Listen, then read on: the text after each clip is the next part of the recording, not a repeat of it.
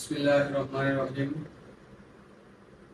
বাংলাদেশ আওয়ামী লীগের ৭৭তম প্রতিষ্ঠা বার্ষিকী উপলক্ষে চট্টগ্রাম দক্ষিণ জেলা ছাত্রলীগ কর্তৃক আয়োজিত আজকের আলোচনা সভা ও মাহফিলের উপস্থিত ছাত্রলীগের সকল নেতৃবৃন্দ, বক্তব্যের প্রারম্ভে ইতিহাস ঐতিহ্যের দ্বারক বাহক বাংলাদেশ ছাত্রলীগ চট্টগ্রাম দক্ষিণ জেলা শাখার পক্ষ থেকে আপনাদের সবাইকে জানাই মুজিবুর শুভেচ্ছা ও অভিনন্দন।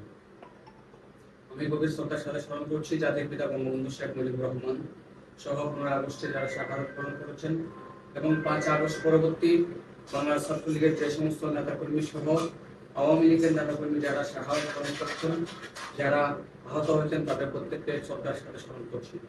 সংগ্রামী সাথী বন্ধুরা, আমরা একটি কথা বলতে চাই যে বাংলাদেশ আওয়ামী লীগ এমন একটি সংগঠন, যে সংগঠন একটি স্বাধীন সার্বভৌমত্ব রাষ্ট্র উপহার দিয়েছে।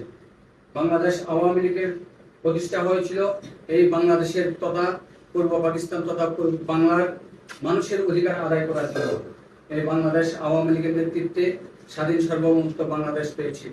আর আমরা এই জননেত্রী শেখ হাসিনা, বঙ্গবন্ধু কন্যা দেশরত্ন শেখ হাসিনার নেতৃত্বে এই বাংলাদেশে আমরা সমুদ্র সীমা জয় করেছি। জননেত্রী শেখ হাসিনার নেতৃত্বে এই বাংলাদেশে আমরা উদারতা মুক্ত করেছি। জননেত্রী শেখ হাসিনা যখন এই বাংলাদেশকে চরম উন্নত শিখরে নিয়ে যাচ্ছে, তখন ওই সাম্রাজ্যবাদীদের প্ররোচনায় এই বাংলাদেশের জঙ্গি গোষ্ঠী এই বাংলাদেশের অগ্রযাত্রার উপর হামলা করে 5 আগস্ট এই বাংলাদেশের জননেত্রী শেখ হাসিনাকে বাংলাদেশ থেকে চলে যেতে বাধ্য করছে।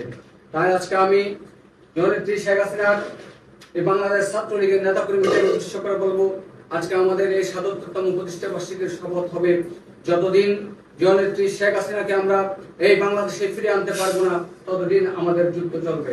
আমরা 5 আগস্ট পরে এই আমাদের জীবনকে হাতে নিয়ে আমরা রাজপথে এসেছি।